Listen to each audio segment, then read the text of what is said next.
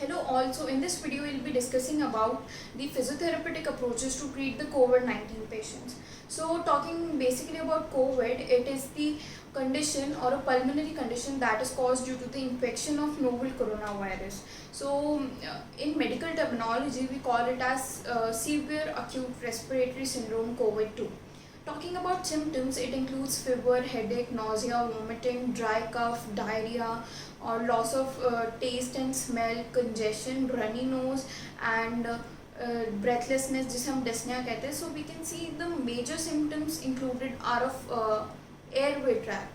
So the basic rehabilitation we follow is the pulmonary rehabilitation along with the musculoskeletal. अगर हम बात करते हैं about the three domains of management of COVID-19 patients. So the first one is preventive, the second one is treatment, and the third one is rehabilitation. तो prevention में हमें पता है कि you should wear mask, you should use proper sanitizer and avoid meeting so many people at one time, social distancing हमें follow करना होता है एंड मेनी मोर.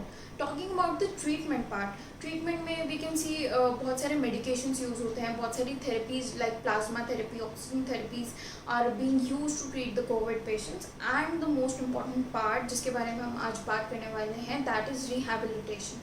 तो रिहैबिलिटेशन में we need to focus on improving the lost pulmonary functions or lost muscular strengths. Okay, so the first thing is we need to know why we need pulmonary rehabilitation. The first thing is because of hypoxemia, that is decreased oxygen in the blood. So the second thing is muscular weakness. Third one is the residual symptoms of COVID-19 patients after their recovery. It is very common कि ये जो symptoms हैं they are very commonly observed. The first one is exertional dyspnea. It means while walking या फिर थोड़े time तक walk करने से या थोड़ी एक्सरसाइज करने से या फिर थोड़ा सा जॉग करने से या कोई भी स्ट्रीनस एक्टिविटी करने से पेशेंट फील्स डिस्नेक और डिफिकल्टी इन ब्रीदिंग.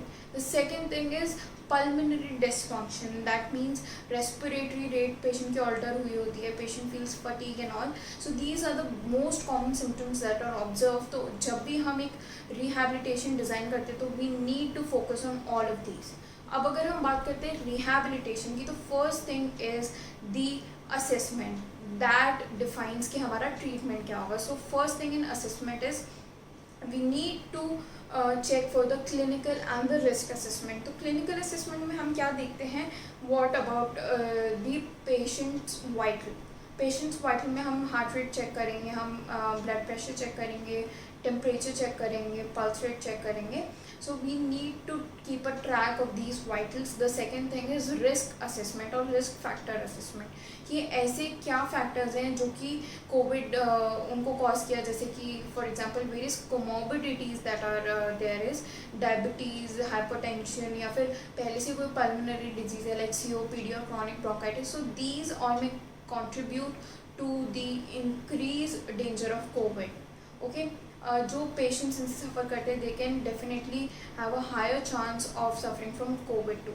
So हमें इन सब का भी ट्रैक रखना होता है. It is because rehabilitation में अगर cardiovascular disease का patient है तो we can't do much exertion. The next thing in the assessment is we need to check for the muscle strength and endurance. Third thing is the nutritional assessment. Nutrition में हमें देखना है कि patient का diet क्या है, whether he और she is taking proper protein diet or vitamin C diet and various other balance diet or not.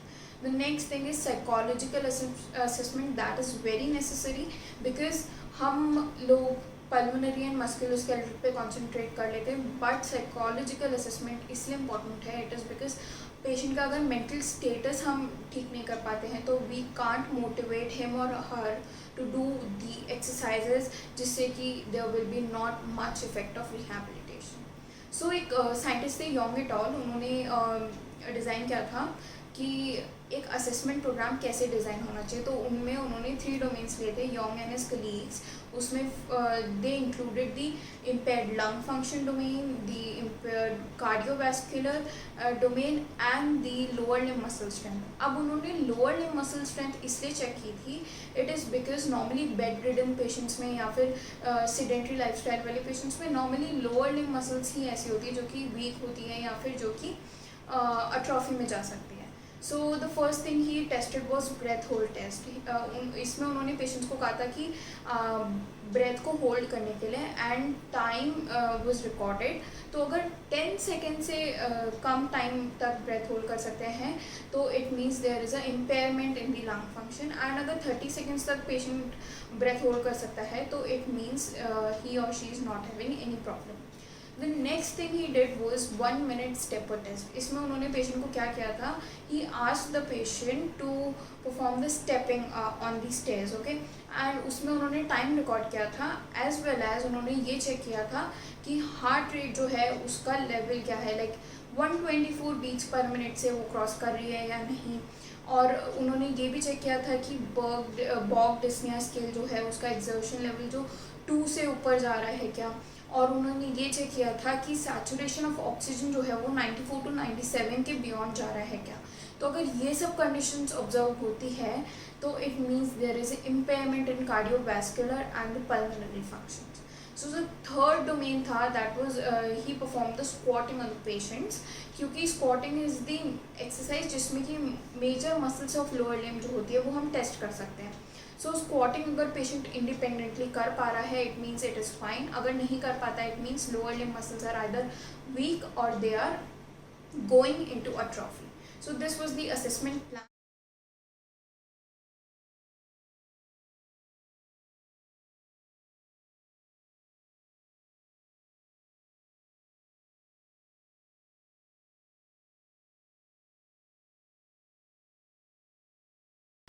Now talking about the rehabilitation program.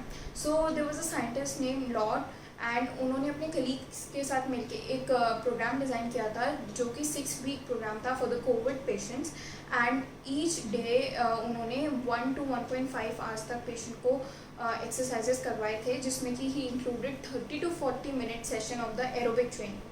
अब एरोबिक ट्रेनिंग में उन्होंने क्या करवाया था, he included the treadmill racing at low to moderate pace, ठीक है।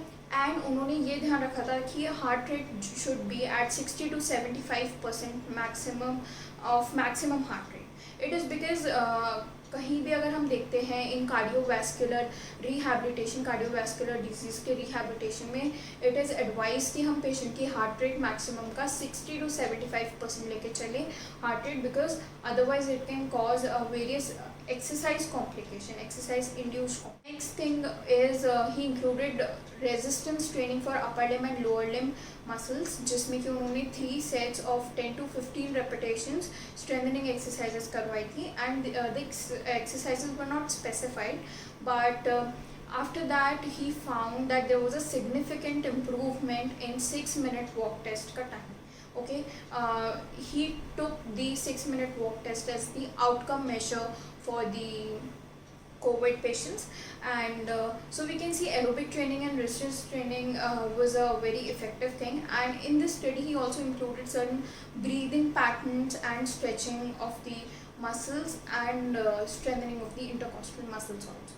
सो अब अगर हम बात करते हैं about various other rehabilitation strategies जो कि हम इंक्लूड कर सकते हैं, तो the first one is diaphragmatic breathing. It is mainly use to improve the dyspnoea, means patient की ब्रेथलेसनेस को कम करना। इट इज़ बिकॉज ये हमारी इंस्पिरेशन एंड एक्सपिरेशन को रेगुलेट करके प्रॉपर करता है। तो हम डायफ्रामेटिक ब्रीदिंग में क्या करते हैं, we instruct the patient to put one hand over the chest and other one over the abdomen, okay. जब भी पेशेंट इंस्पायर करता है तो उसका अब्डोमेन वाला हैंड शुड मूव, चेस्ट वाला शुड नॉट मूव मच।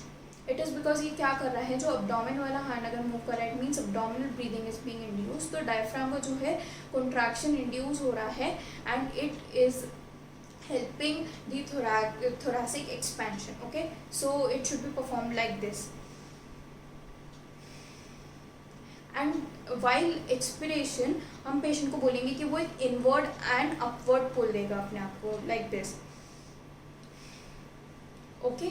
सो एक इनवर्ड एंड अपवर्ड पुल से क्या होता है, we are assisting the expiration. तो पेशेंट का जो डिस्निया था या फिर डिफ़िकल्टी हो रही थी ब्रीदिंग में, it can be resolve.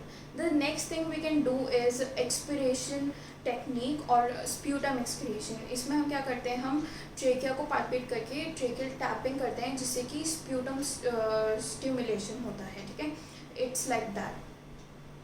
And we go deep and we palpate the trachea and we stimulate the cough reflex और कफ. ओके, सो इससे क्या होता है कि जो भी अपर एयरवे ट्रैक्ट में कफ जमा हुआ था इट गेट्स लूजन अप और वो हमारे इजीली एक्सक्रीशन में हेल्प करता है.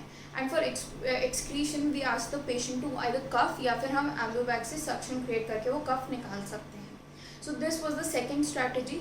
द थर्ड वन वॉज हमने अभी एरोबिक एक्सरसाइज के बारे में डिस्कस किया, अबाउट द रेजिस्टेंस एक्सरसाइज के बारे में हमने डिस्कस किया. तो एरोबिक एक्सरसाइजेज में in spite of walking and treadmill we can also include stepping, we can also include moderate level of aerobic training जैसे कि 10 to 15 repetitions of jumping jacks if patient can do.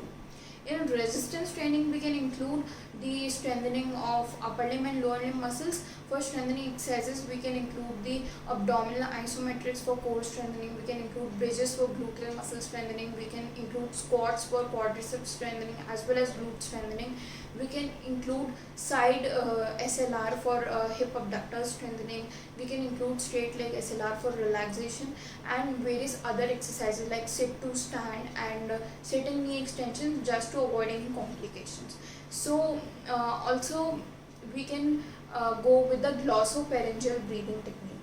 Glossopharyngeal breathing technique is the positive pressure inspiratory technique. It means कि एक वो हमारे lungs में positive pressure generate कर रहा है and it is helping the inspiration. It is helping the patient in inspiration. So इसमें patient को हम instruct करते हैं to take a gulp of air, मतलब एक साथ बहुत सारी air engulf करके and then he need to hold the air in his or her mouth and उसके बाद 3 seconds होल्ड के बाद पेशेंट वो एयर को इनगल्फ कर लेता है. अब इससे क्या होता है कि एक साथ बहुत सारा अमाउंट ऑफ एयर अंदर जाता है तो it helps in opening up the obstructed pathways. It is done like this. We are engulfing the air, we are holding for 3 to 4 seconds and उसके बाद हम इनगल्फ कर रहे हैं. Okay, so this was the glossopharyngeal breathing technique. The next one is the postural correction. Postural correction is very much important to improve the breathing patterns. The most important is thoracic kyphosis, which is commonly observed in patients with the breathing difficulties or pulmonary conditions के patient में हम normally thoracic kyphosis देख सकते हैं.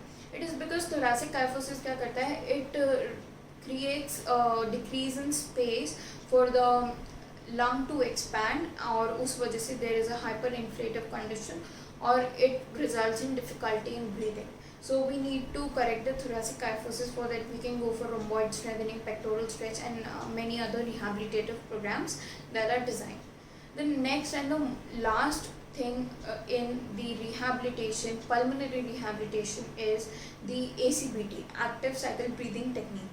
It consists of 3 parts. The first one is breath control, जिसमें कि हम patient को ब्रेथ कंट्रोल करना सिखाते हैं. इट मीन्स हम उसका पैटर्न ऑफ ब्रीदिंग जो है वो इम्प्रूव कर रहे हैं. सो इसके लिए हम क्या करते हैं, वी आस्क द पेशेंट कि वो नोज से इंस्पायर करे एंड माउथ से एक्सपायर करे थ्रू पर्स लाइक दिस. मतलब कि वो जो एक्सपिरेशन टाइम है पेशेंट का it is increased. It means कि पेशेंट के लंग्स के अंदर air will be there for a much more time, जिससे कि ऑब्स्ट्रक्टेड पाथवेज या फिर जो कोलैप्स्ड एल्वेओलाई है उनको एक्सपैंड होने का टाइम मिलेगा. So it can help in this. The second thing is thoracic expansion technique. Thoracic expansion exercise और टेक्निक में हम क्या करते हैं, आइदर वी डू दिस और हम पेशेंट को इंस्ट्रक्ट करते हैं to put the hands over the lateral and the anterior border of ribs like this. And उसमें whenever patient inspires हम क्या करते हैं, we expand the thorax. मतलब हम एक inferior and lateral force लगाएंगे during inspiration and we'll do vice versa during expiration. Like हम क्या करेंगे, हम एक upward and inward force लगाएंगे during expiration like this.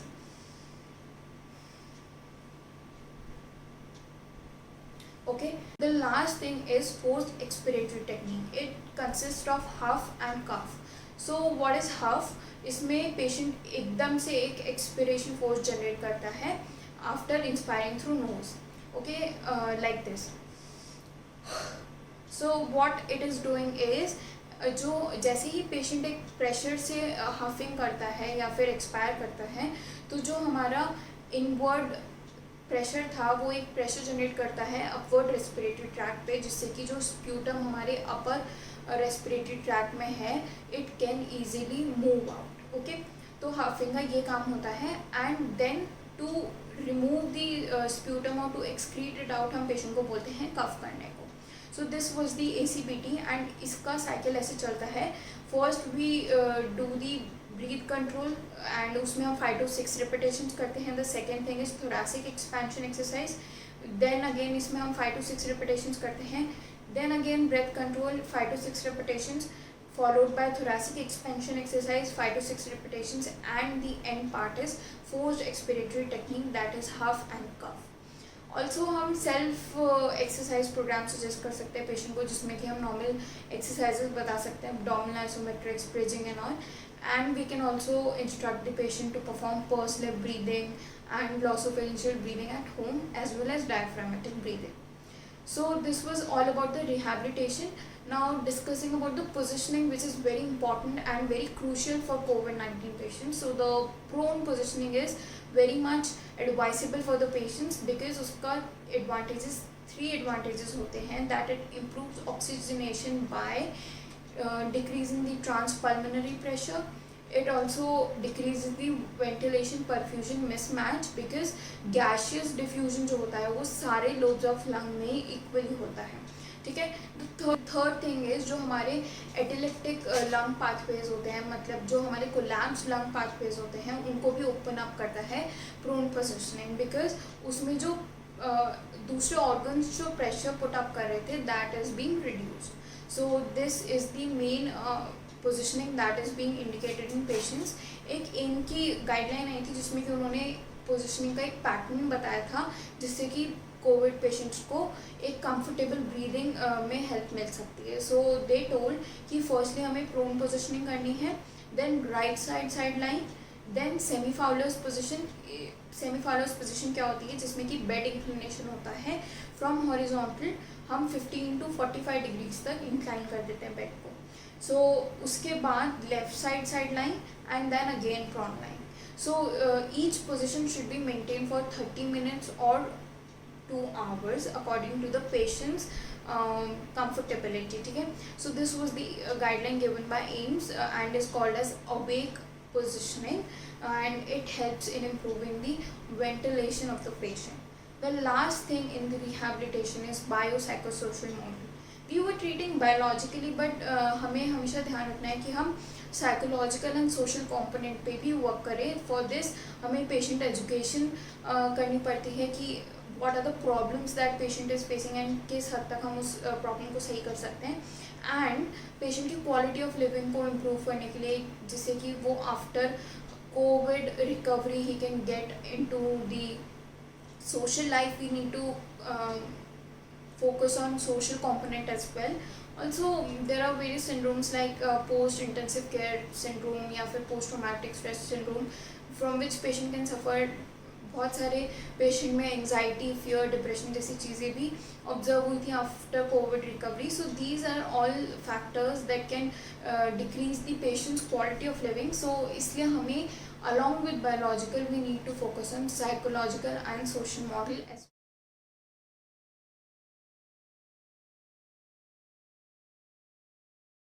This was all about the physiotherapeutic approaches in the management of COVID patients. So